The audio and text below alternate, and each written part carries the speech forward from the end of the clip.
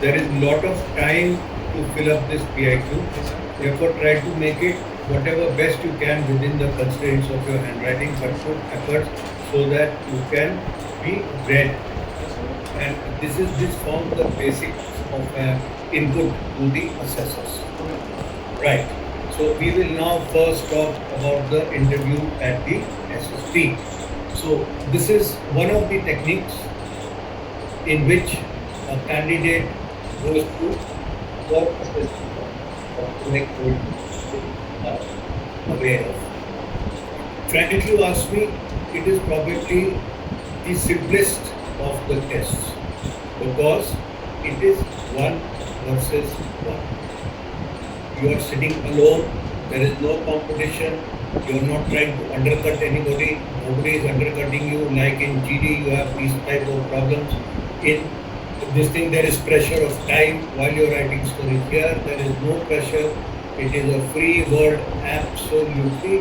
And the PIQ is basically the input on which mostly you will be interviewed, and then depending on the reply which comes, you will be subsequently asked questions based on that.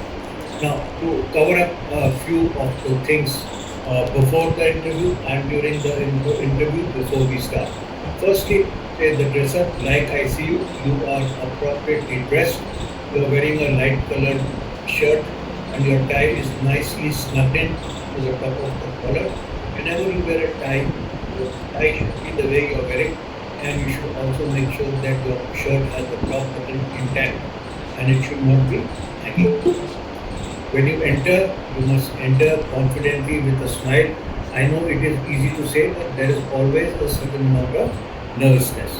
But go with a smile, stand by the side of your chair or in front of your chair, and make sure that you wish correctly, because this is the first statement you're going to make.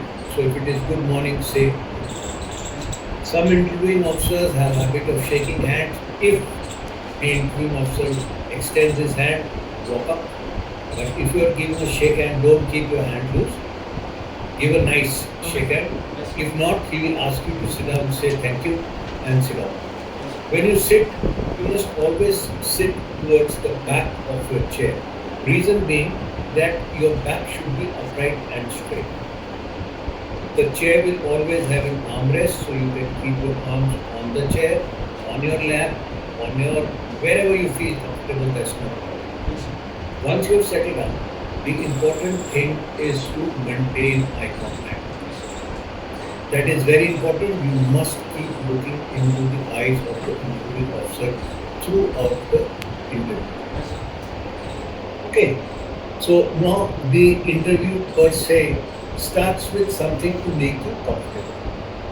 So it will be an activity or a question related to your personal life or an activity which you have already performed, so that you can sit down and start talking and start getting comfortable. Now there is a limit to this, okay? But here also it is not only talking, but it is a two-way communication. Now when you sit down and you are asked something with which you are familiar, you start speaking. So what happens? You start gaining in confidence. You are hearing your own voice, and during such discussion, the interviewing officer will normally not do anything except saying, "Oh, nice, good," shaking his head.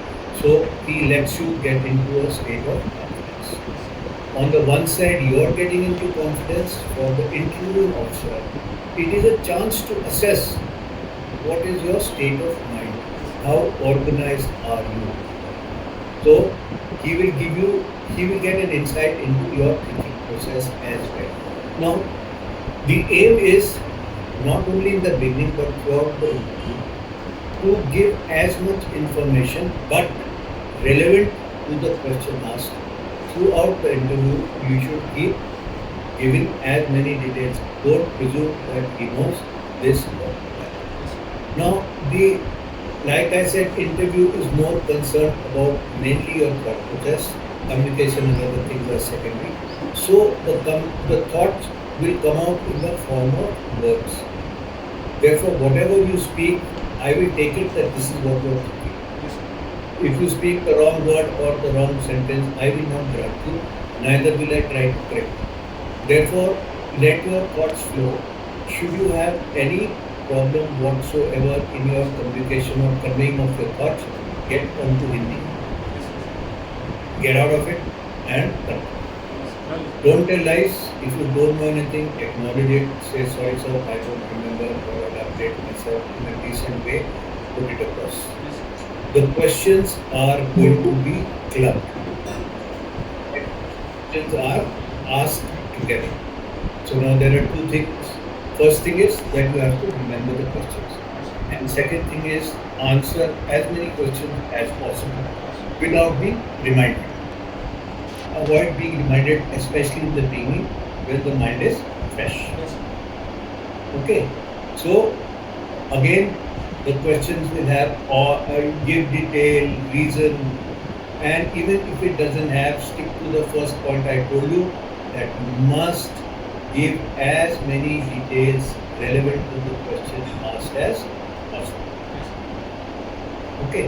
Now you will be sitting a reasonable distance away, which means you have to speak loudly. Yes, sir.